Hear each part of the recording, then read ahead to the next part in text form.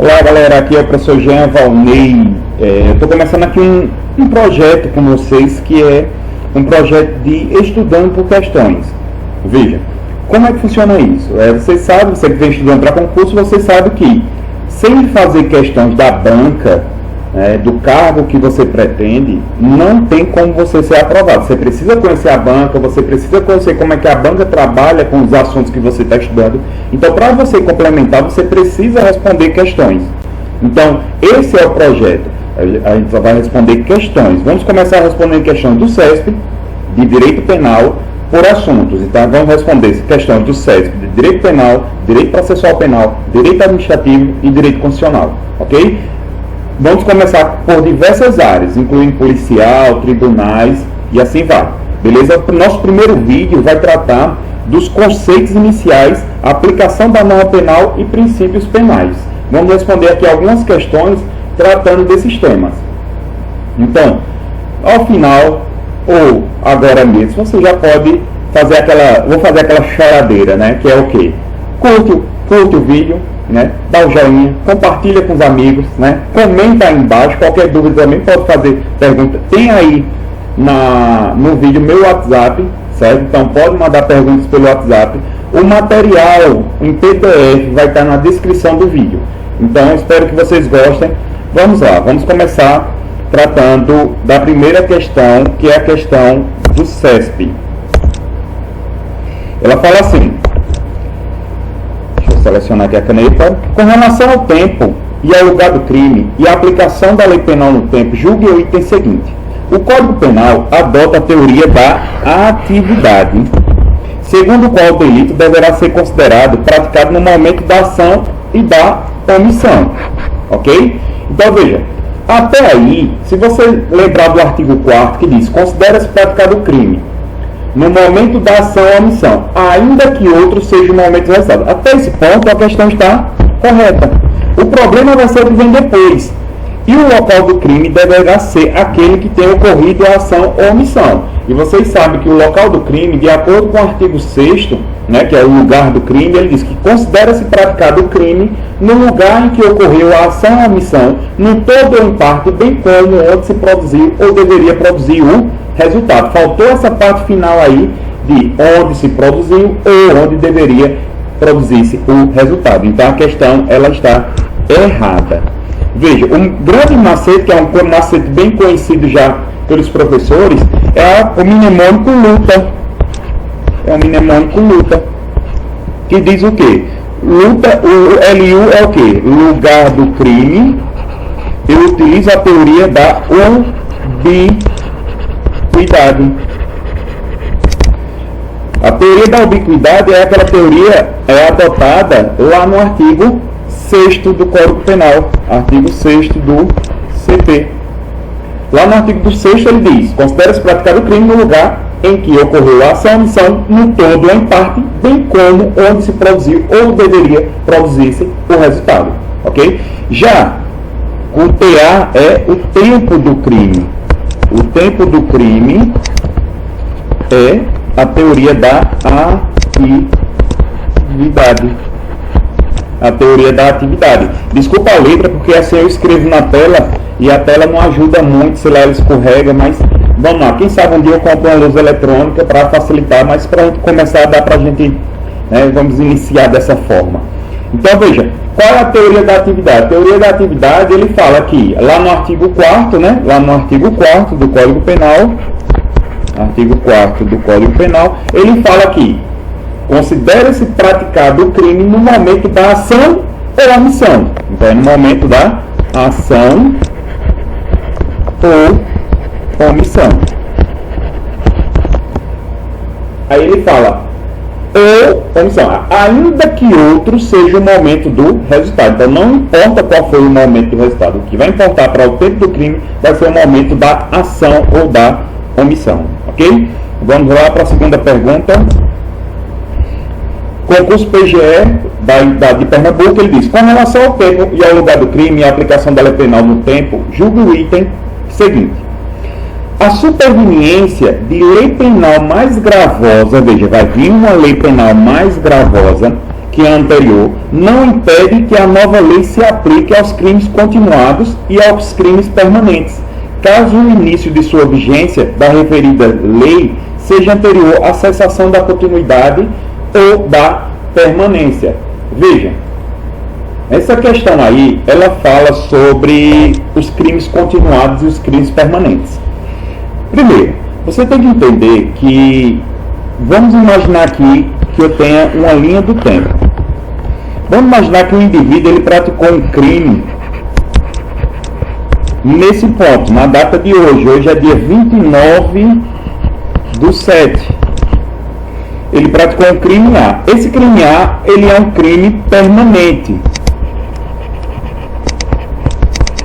Ele é um crime permanente. Por exemplo, sequestro.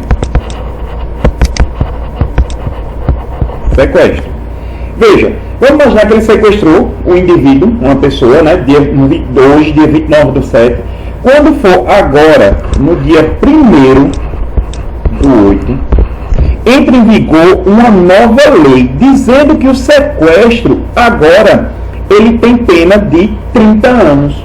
Veja, vamos imaginar que o sequestro aqui ele tem uma pena de 10 a 20 anos, certo? 10 a 20 anos. E no dia 1/8, o sequestro, a pena dele aumentou para de 20 a 30 anos. O sequestro aumentou a pena de 20 para 30 anos. Veja só o que aconteceu. O indivíduo ele cometeu o crime no dia 29 e a pessoa que está sequestrada vai permanecer esse tempo todo aqui sequestrada. E vamos imaginar que no dia 3/8, a pessoa que estava em cativeiro ficou liberta, ela foi solta, ela recebeu a liberdade. Veja, o que vai acontecer com o criminoso? Ele vai responder por essa nova lei, ou seja, a lei que aumentou a pena do crime de sequestro. Por que isso, professor? Veja, existe uma súmula 711 do STF que diz que se eu pratico um crime permanente ou um crime continuado, e se houver uma nova lei, e mesmo que essa nova lei seja uma lei mais gravosa, a pena mais alta, a reprimenda tenha sido maior, se no período da vigência dessa nova lei a pessoa ainda estava sequestrada ou eu ainda estava praticando os crimes continuados, porque veja só, você tem que entender que eu tenho crime permanente, que o exemplo é o sequestro, e tem um crime continuado. Professor, como é que seria esse crime continuado? Esse crime continuado seria mais ou menos assim. Imagina que um indivíduo ele começa a praticar furtos de celular no horário da noite, determinadas pessoas usando o mesmo artifício durante várias vezes, ou seja, numa sequência, numa regra de até 30 dias. Certo? A jurisprudência diz que é até 30 dias. Então, veja só, se eu fico na esquina da minha casa fazendo pequenos furtos toda noite, né, ou noites espaçadas, o que acontece? Isso aí é um crime continuado, porque ele tem o mesmo ônus necandi. O modus operandi desse crime é o mesmo. Tranquilo? Então, veja, essa é o que diz a súmula 711. Então, quando a questão fala aí que, volta lá, quando ele fala a superveniência de lei penal mais gravosa que a anterior não impede que a nova lei se aplique aos crimes continuados, ok, e aos crimes permanentes, ok, caso o início da vigência da referida lei, ou seja, da nova lei, seja anterior à cessação da continuidade ou da permanência. Então a questão está correta, ok? Vamos lá, terceira questão. Ele fala, concurso do SESP, EMAP 2018. A respeito da aplicação da lei penal, julgue o item a seguir. Aplica-se a lei penal brasileira a crimes cometidos dentro do navio que esteja a serviço do governo brasileiro. Veja, deixa eu dar cortar aqui. Olha só que coisa interessante. A questão começou falando assim, eu vou utilizar a lei brasileira a um crime praticado em navio brasileiro, né, a serviço do governo brasileiro. E é exatamente isso. Veja, isso aí, o navio a serviço do governo brasileiro, ele é uma extensão do governo brasileiro. Isso aí é o que a gente chama são os parágrafos do artigo 5º, que é sobre a territorialidade. Nós temos a territorialidade, que é a real, né, que é o solo, o ar, né, o subsolo, mas também temos a territorialidade ficta, que é o que? São os navios e aviões, né, as embarcações brasileiras, onde quer que elas se encontrem, ok? Isso aí está lá no artigo 5º, parágrafo 1º e 2º do Código Penal. Mas vamos continuar a questão. Ainda que a embarcação seja ancorada em território estrangeiro. Perfeito mesmo. Olha só, deixa eu botar aqui para que vocês deem uma lidazinha aqui no artigo. Olha, aplica-se a lei brasileira sem prejuízo das convenções, tratados e regras de direito internacional ao crime cometido em território nacional. Veja, essa embarcação,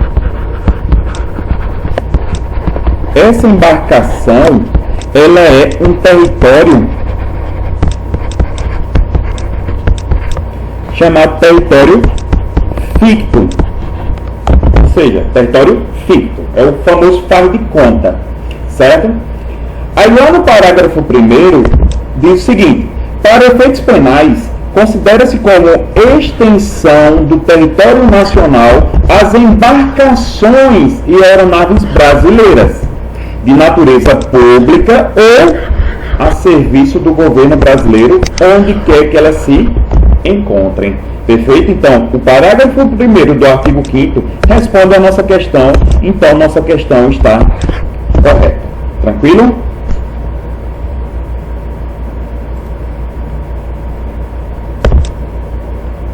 Vamos lá para a próxima. Opa, passou. Olha lá. A respeito da aplicação da lei penal, julgue o item a seguir. A analogia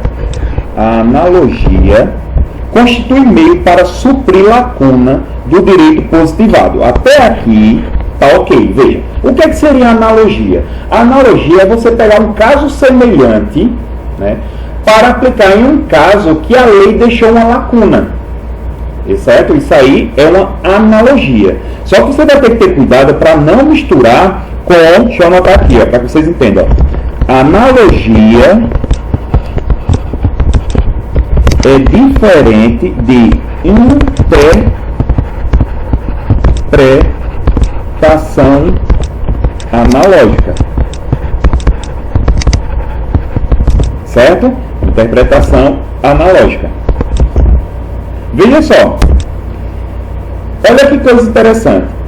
No direito penal, a analogia, que é quando você preenche uma lacuna que a lei, o direito deixou, no direito penal a analogia não pode. Eu não posso aplicar analogia no direito penal. Já a interpretação analógica, eu já posso aplicar no direito penal. Então, a analogia não pode no direito penal. Já a interpretação analógica, aplica-se, certo? Deixa eu apagar aqui, borrachinha. Então, a interpretação analógica aplica-se ao direito penal. Professor, o que seria a interpretação analógica? Veja, vamos imaginar que no caso do homicídio qualificado utilizando fogo. Veja, você pode matar uma pessoa por meio de fogo, veneno, ou qualquer outro meio. Veja só que o código fala. Ou qualquer outro meio insidioso ou cruel. Isso aí, então, o legislador, ele deixou essa interpretação por base do magistrado. Deu essa liberdade para o magistrado. Então, o magistrado, no caso concreto, ele vai interpretar e vai ver se, no caso concreto, vai ser um meio insidioso ou cruel. Veja, o Código Penal não listou todos os meios insidiosos e cruéis, mas ele deixou essa margem de liberdade para o magistrado. Ok? Então lembre-se disso, a interpretação analógica eu posso aplicar no direito penal. Já a analogia eu não posso. Professor, me dê um exemplo da analogia, seria utilizar a Lei Maria da Penha para um travesti. hoje, né, se utilizar a Lei Maria da Penha para um travesti, não pode. Pode ser lá daqui para frente. No dia que eu estou gravando esse vídeo, não pode. Mas amanhã pode vir uma decisão do STF, exatamente por conta dessa mudança agora do crime de homofobia, né, essa equiparação da homofobia ao crime de racismo, pode vir novas decisões pela frente.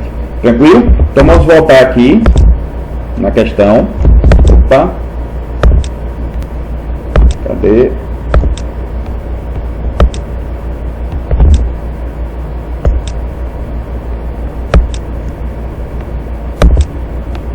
Bora, rapaz.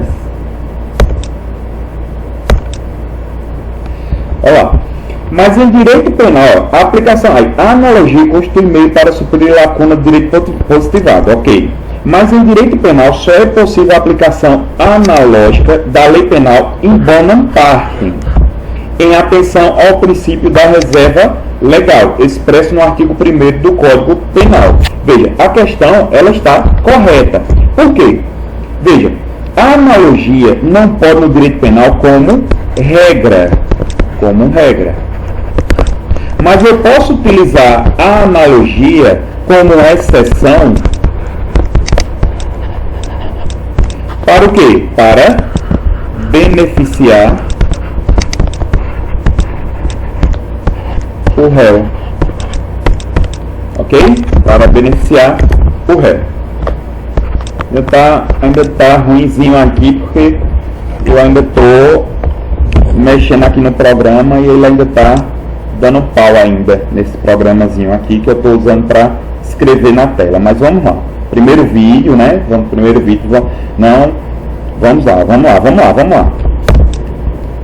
lá. Quinta questão. A respeito da aplicação da lei penal, julguem o item a seguir. João cometeu um crime permanente. Veja, ele cometeu um crime permanente. Lembrando que o crime permanente se aplica se a lei nova, se foi antes, ela foi criada antes da cessação da permanência, que teve início em fevereiro de 2011 e fim em dezembro desse mesmo ano, ok? Em novembro de 2011, ou seja, antes da cessação do crime permanente, houve alteração legislativa que agravou a pena do crime por ele cometido. Olha lá, já se castanho na súmula 711. Vamos lá, assertiva. Nessa situação, deve ser aplicada a lei que prevê pena mais benéfica, em atenção ao princípio da irretroatividade da lei penal mais gravosa. Nós já vimos que a questão tentou induzir você ao erro, mas nós sabemos que a questão está errada, porque no caso de crimes permanentes e crimes continuados, se houver uma legislação nova que aumente a pena, torne a pena mais gravosa, se foi antes da cessação da permanência, eu aplico a lei nova. Sexta questão. Veja.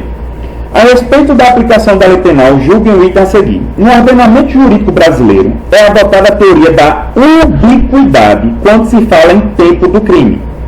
Ou seja, o crime é considerado praticado no momento da ação ou da omissão. Veja, se você lembrar do mnemônico luta, você vai lembrar que tempo do crime, a teoria utilizada é a teoria da atividade. A questão está falando que para o tempo do crime, a teoria é da ubiquidade. Então a questão está errada. Sétima questão. Ele fala aí. Com referência à lei penal no tempo, ao erro jurídico penal, ao concurso de agentes e ao sujeito da infração penal, julguem o item que se segue. O crime foi praticado durante a vigência de lei que combinava a pena de multa. Apenas um aumento de uma pena de multa para essa conduta. Todavia, no decorrer do processo criminal, entrou em vigor nova lei, que, revogando a anterior, veja, a nova lei revogou a lei anterior, passou a atribuir ao referido crime a pena privativa de liberdade. Nessa situação, deverá ser aplicada a lei vigente ao tempo da prática do crime. Questão está correta. Exatamente isso, pessoal. Essa questão, ela está falando sobre a retroatividade maléfica. Eu não posso utilizar a lei nova para prejudicar ato que você cometeu lá no passado. Ou seja, isso aí é do princípio da irretroatividade da lei penal. Lembre-se, a banca vai tentar induzir você ao erro, tentando falar do crime permanente e do crime continuado. Mas você tem que tomar cuidado com isso. Não traga informação de fora para responder questões. Por exemplo, você tem que ver a questão como você está vendo aí na tela do seu computador, na tela do seu celular. Você sabe que existe a situação do crime permanente e do crime continuado. Veja que essa questão, ele não falou que crime foi esse. Ele não falou que conduta foi essa. Então não fique viajando. E se for um crime continuado? Se for um crime permanente? Não faça isso. Se preocupe só com o que está na tela. Só se preocupe com o que está na frente do seu computador. Ok? Vamos lá para a próxima questão. Vamos lá, oitava. A oitava ele diz: tendo como referência a jurisprudência simulada dos tribunais superiores, julgue o item a seguir acerca dos crimes, penas, imputabilidade penal, aplicação da lei penal e institutos. É possível a aplicação do princípio da insignificância nos crimes contra a administração pública, desde que o prejuízo seja do valor inferior a um salário mínimo. Vamos lá. Deixa eu passar aqui. Veja, o princípio da insignificância, o princípio da insignificância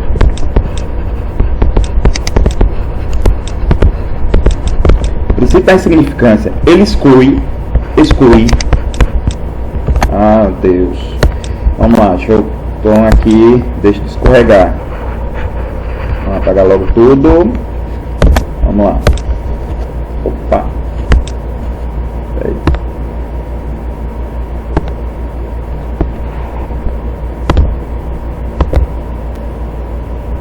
O princípio da insignificância, ele exclui. Opa. Ele exclui a tipicidade material. Ele exclui a tipicidade material. Ok? Então, o princípio da insignificância, ele exclui a tipicidade do crime, a tipicidade material do crime. Só que para eu utilizar o princípio da insignificância, eu vou ter que ver quais são os crimes que cabem e quais são os crimes que não cabem. Respondendo à questão, não é cabível o princípio da insignificância, mesmo que o valor seja inferior ao salário mínimo, para os crimes cometidos contra a administração pública. Porque, veja, além do crime em si, existem outros princípios, e quando você comete um crime para a administração pública, fere princípios administrativos. Então é por isso que, segundo o STF, não é cabível o crime, a aplicação do princípio da insignificância, certo? Aos crimes cometidos contra a administração pública. Veja, só para complementar, para que eu possa utilizar o princípio da insignificância, o STF trouxe alguns requisitos.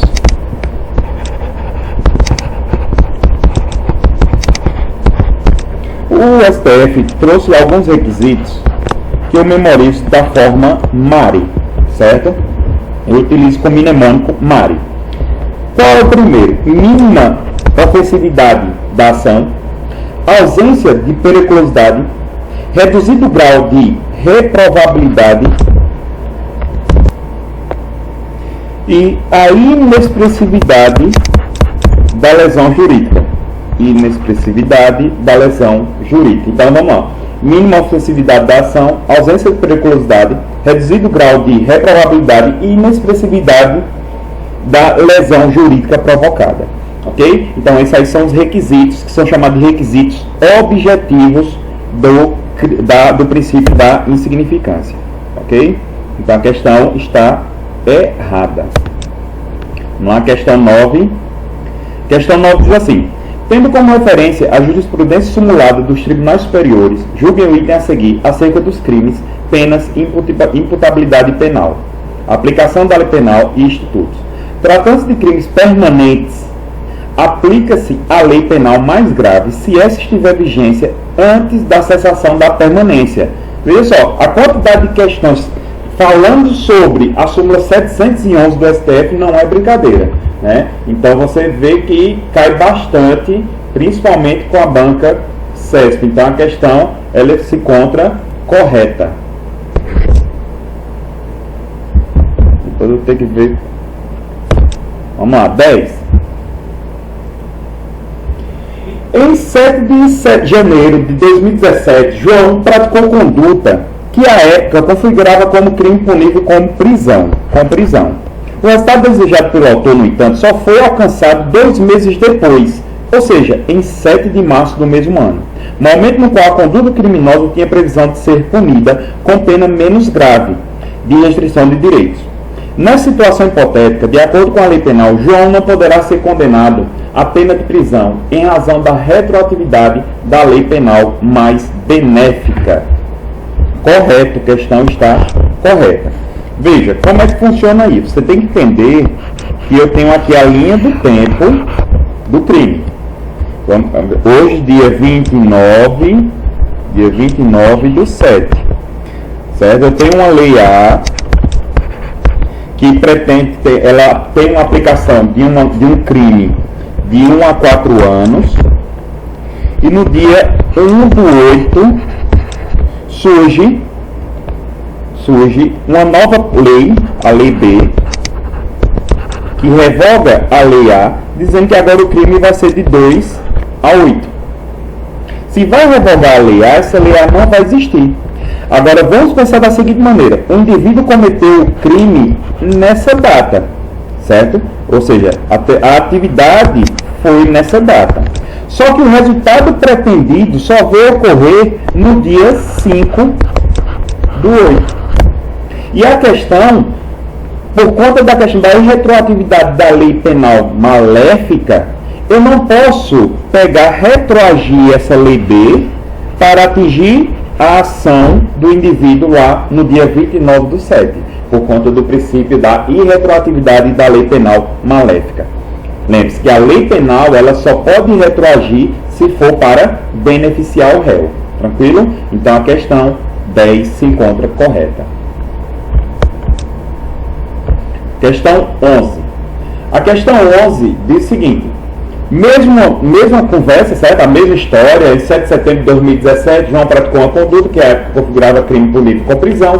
O resultado desejado pelo autor, no entanto, só foi alcançado somente 2 meses depois, ou seja, em 7 de março do mesmo ano, momento no qual a conduta criminosa tinha previsão de ser punida com pena menos grave, de restrição de direito. Nessa situação hipotética, de acordo com a lei penal, considera-se praticado o crime somente do dia 7 de março de 2017, momento que se alcançou o resultado desejado. Veja só, a questão está errada, né? Porque ele está dizendo que o tempo do crime eu utilizo a teoria da ubiquidade, que seria do resultado, mas não, o tempo do crime eu utilizo a teoria da atividade. Questão 12. João, aproveitando-se de distração de Marcos, juiz de direito, olha lá, olha que coisa, juiz de direito, subtraiu para si uma sacola de roupas usadas a ele pertencentes. Marcos pretendia doá-las a uma instituição de caridade. João foi perseguido e preso em flagrante delito. Veja só, ele foi perseguido, é uma circunstância da prisão em flagrante, viu? Após perseguição, né? Preso em flagrante delito por policiais que presenciaram o ato. Instaurado e concluído o inquérito policial, o Ministério Público não ofereceu denúncia, nem praticou qualquer ato no prazo legal. Considerando a situação hipotética descrita, julguem o item a seguir. O fato de a vítima ser juiz de direito demonstra maior reprovabilidade da conduta de João, o que impede o reconhecimento do princípio da insignificância. É errado. A questão falou aí, se o cara é juiz de direito, não tem nada a ver. Vai ter que se observar os critérios objetivos. Em alguns casos também eu posso utilizar os critérios subjetivos, que é o quê? A condição da vítima. Eu tenho que observar também a condição da vítima. Imagina só, esse mesmo João, ele tenha furtado uma bicicleta de uma pessoa que não tem onde cair morta, certo? Então imagina só, um cara furtar uma bicicleta de uma pessoa que ela utiliza essa bicicleta de 50 reais, toda enferrujada. Se o cara tocar na bicicleta, pega tétano. Veja, se alguém furtar essa bicicleta, eu posso aplicar o princípio da insignificância? Se eu observar só os critérios objetivos, eu poderia aplicar o princípio da insignificância. Mas eu tenho que aplicar também os critérios subjetivos, que é o quê? A condição da vítima. Eu tenho que ver a condição da vítima, sem sombra de dúvida, certo? Então a questão, ela está errada. 13. Acerca do crime e da aplicação da lei penal no tempo e no espaço, julguem o item que se segue. Ainda que se trate de tentativa delituosa,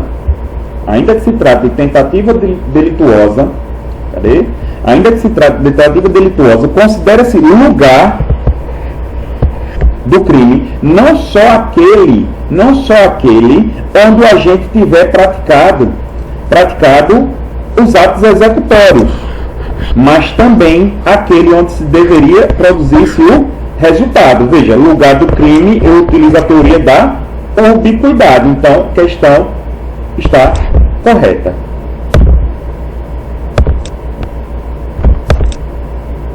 14.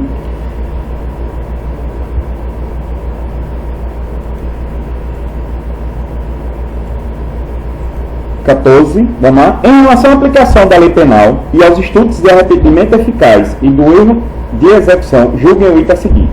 Se um indivíduo praticar uma série de crimes na mesma espécie, em continuidade delitiva, olha a luzinha acendendo aí, ó, continuidade delitiva, e sob a vigência de duas leis distintas, aplicar-se-á em processo contra ele a lei vigente no tempo em que cessaram os delitos, ainda que seja mais gravosa. Questão correta. Nós já vimos, vocês estão vendo a quantidade de questões que o CESP utiliza essa súmula 711 do STF.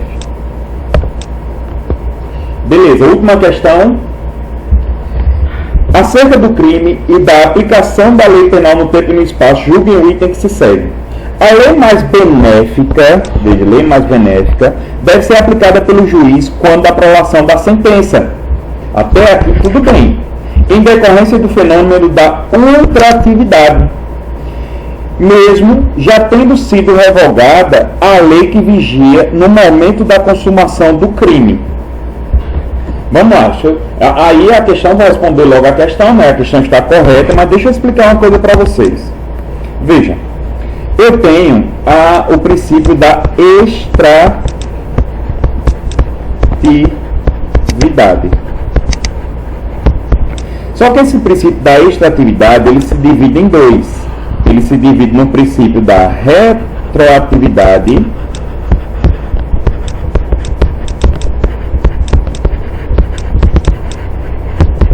e o princípio da ultra. Acho que tem um hífen aqui, né? Atividade. Veja, a extratividade, ela se divide em retroatividade, que é aquela ideia que a lei mais benéfica deve retroagir para beneficiar o réu, certo? Retroagir. E eu tenho a teoria, eu tenho o princípio da ultratividade, ou seja, que eu aplico aquela lei revogada para frente, certo? Eu utilizo a lei revogada para frente. Então, em decorrência desse princípio da ultratividade, no caso já sendo julgado lá no futuro, eu utilizo a lei que já foi revogada lá no passado. Ou seja, é como se aquela lei que foi revogada no passado, ela ainda tivesse o quê? Efeitos. Então, a questão está correta. Tranquilo, pessoal? Eu espero que vocês tenham gostado. Eu peço perdão aí, foi o nosso primeiro vídeo e eu estou usando aqui uma tecnologia que ainda ela precisa dar uma melhorada, então eu estou aos poucos, estou vendo. Eu espero que vocês tenham gostado. Se não gostou, pode dar o dislike aí, botar o dedinho para fora. Se gostou, dá o like. Se gostou, compartilha. E eu espero vocês no próximo vídeo. Valeu, galera. Muito obrigado. Tchau.